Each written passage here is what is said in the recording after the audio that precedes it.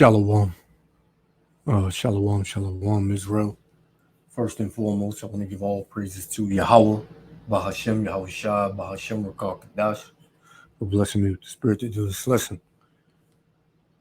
Yeah, Salakia, I've been out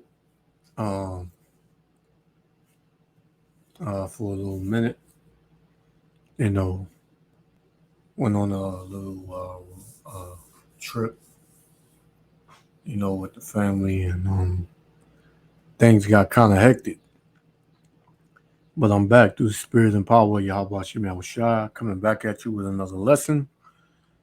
As you can see up here, Maui fires, these Maui wildfires, that's out in Hawaii. It says now deadliest in modern U.S. history. And when you see these catastrophic floods, heat waves, fires, winds, you know that this is through the spirit of Yahweh Ba'ashem Yahushua. Because we at the end, and the Lord is judging this wicked kingdom, right, of Babylon the Great, along with these other nations, right, and the Hawaiians, the most of them, the Polynesians, those are the sons of Japheth, right, out of Noah's 3 sons. You read that in the book of Genesis, I believe, the 10th chapter. And all of these nations, they are nations that are enemies to the so-called Negroes, Latinos, and Native Americans, the Israelites. So here you have it, out here in Maui, Hawaii, catastrophic fires. And there's a lot of controversy around this fire. Some saying that it was started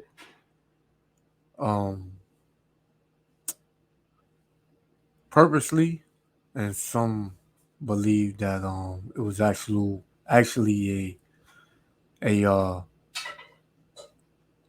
a natural thing. Whatever it was still judgment of Yahweh Hashem Yahushua. And I believe that the head count for the ones that died in this is at 96 right about now. And we told you that Yahweh Hashem Yahushua was going to bring judgment upon the 4 corners of the earth, because he's about to destroy this kingdom and all the inhabitants thereof, man. Only people that's going to get out of here is the elect of the nation of Israel. You're going to have heathens that are not going to be touched, but they're going to be saved, right, for slavery, to be the first fruits of slavery, So before I play this, I want to get some scriptures, right? This is Sirach chapter 39, verse 28. There be spirits that are created for vengeance, which in their fury lay on sore strokes, right? In the time of destruction, they pour out their force. So these wildfires, these are spirits, right? These are spirits from Yahweh Hashem Yahushua. He put his spirit in these wildfires to pour out their fury, right? And accomplish their goal, right? These spirits are going to accomplish their goal, man. So it says, in the time of destruction, they pour out their force and appease the wrath of him that made them. Who made the spirits? Yahweh Ba'ashem Yahushua, man. Right? So all of these catastrophic weather patterns and wildfires and tornadoes and earthquakes and things of that sort, these all come through the spirit of Yahweh Ba'ashem Yahushua. Right? So it says Verse 29.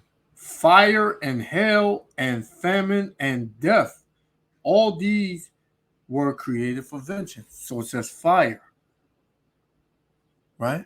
So these fires were created for vengeance. Vengeance to the people that it put to death, man. Right? Because what? Yahweh Shem Yahushua said so. Right? So from there, let's get Second Esdras.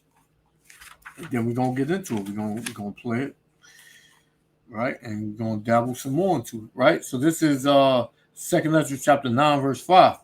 For like as all that is made in the world have a beginning and an end, and the end is manifest. So the end is manifest. How do you know the end is manifest? Because of the signs, man. Right? All of these things that are going on in the earth, the uproars of the people. Right? Violence, uptick in violence. Right? Upticks in earthquakes, tornadoes, tsunamis. Right?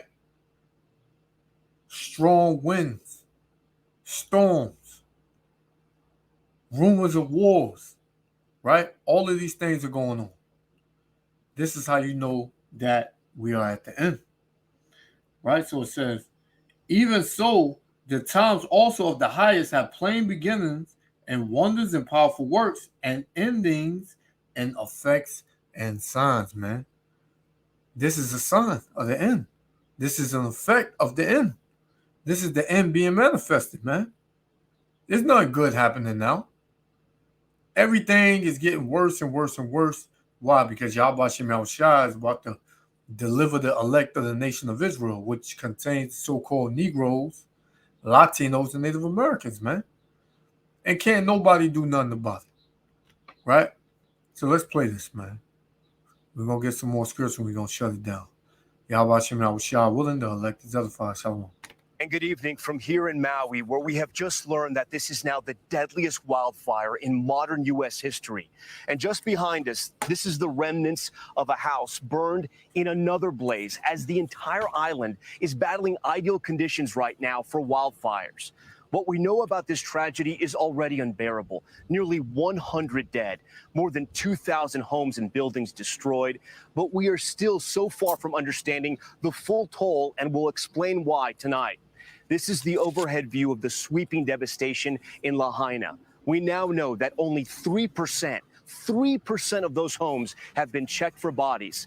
Just next to where we're broadcasting tonight, we have 2 cars incinerated by the wildfires. That right there was a Tesla. You can see what's left of the front row seats. In the distance, that was a lush green hill, now scorched to its core. It shows the power of these wildfires. The governor has been warning that the death toll will go up, and there are still so many residents who escaped the flames but are now searching for their loved ones, and tonight angry at officials and a warning system they say failed them. MG, wrong turn! Wrong turn! Tonight, this is what it looked and felt like escaping the Lahaina wildfire. Oh no, guys! No, we have to leave! This new video showing the sheer panic as a family stuck in a line of cars had minutes to escape before the flames engulfed the road out. This is a disaster. That drive through hell is how Rafa Ochoa and his family made it out alive. I knew it was bad. And it was moving fast. And it was moving fast, really fast. It got to our homes within seconds. With the fast-moving fire closing in on his home, Ochoa heroically grabbed both his kids and his friends' children. Their parents were at work and scrambled everyone out. Did you hear any alarms? Did you get any kind of warning? No alarms, no warning, nothing. No sign, nothing that we had to evacuate. Not even police rolling by telling us to evacuate or anything. The desperation of those chilling moments now turning to anger. Where were you guys to try and get us out? Evacuate us. No, we're mad. We're mad. No, we didn't just lose our homes. We lost our town. We lost history, you know? Our kids are traumatized. You guys messed up real bad. So you can hear it, man. You can hear how fed up the people. But, you know, you see, people take the judgment of the Lord as a joke, man. People don't care until things start happening. When judgment comes, that's all people care about. You can talk to people till they're blue until you get blue in the face, man, and they won't hear you. But you see, Yahweh Shem Yahushua has the fishes out right now, teaching the word throughout the four corners of the earth. I believe there are camps in Hawaii, right? I believe you got brothers in Hawaii teaching, right? But the word of the Lord is going to fall on deaf ears. So what happens after the word goes out? Destruction happens, man. And like the dude said, he ain't get no warning. Nobody told him to evacuate, no nothing, man. They just left him out there for dead. You know? Because what?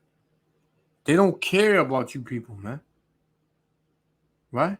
Yeah, and hey, if you and it, because there are Israelites out there, right? If you an Israelite and you doing the work out there in Hawaii, may Yahweh Shem Yahushua have mercy on you, man. But for the rest of y'all through. Right? It's only going to get worse. This is Psalms 83, verse 14. As the fire burneth a wood, and as the flame setteth the mountains on fire, which you can see, man. The sky was lit up, the trees, mountains. They said once it was a green, plushed, scenery with green grass, look beautiful. And it is. It's nice out there in Hawaii, man. But what? Turned into dust, man. Cars turned into dust. Right? So it says, Psalms 83 and 14 again, as the fire burneth a wood, and as the flame setteth the mountains on fire, so persecute them with thy tempest. Persecute who? These other nations. And make them afraid with thy storm. So you're going to be made afraid with the storm, of Yahweh Shem Yahushua. You can't run. Everything happened in an instant, he said, man. Seconds the fire was at his house, man. He had to evacuate. He didn't know what was going on. So what? Like the Lord said, he come as a thief in the night. If you're not watching, right? Meaning in the spirit, right? In your Bible, reading, watching the plagues, watching the signs, and you're going to get caught off guard. The Lord says, so persecute them with thy tempest and make them afraid with thy storm. Everybody was afraid, man. Everybody was afraid in there. You heard the panic in the lady voice when they was in the car. They were saying, no, we got to go. We got to go. Please, no. Fear, man. Fear. Right? That's what it was, man. It was pure fear. Isaiah chapter 20. Isaiah chapter 29. Let's get it.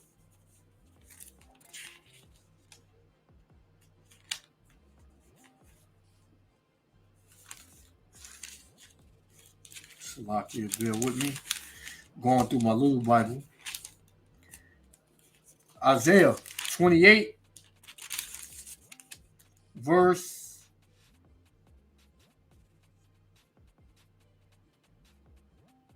29. Salakia.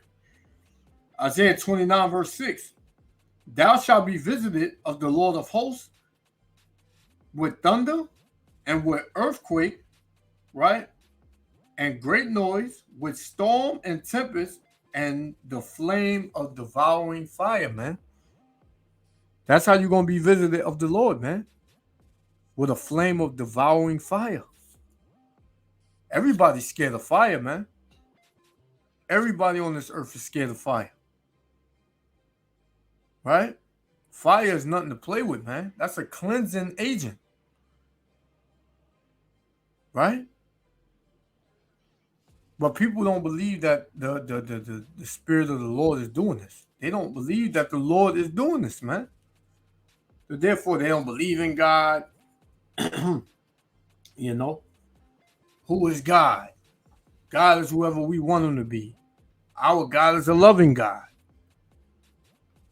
Well, this don't look like love, man. Let's continue.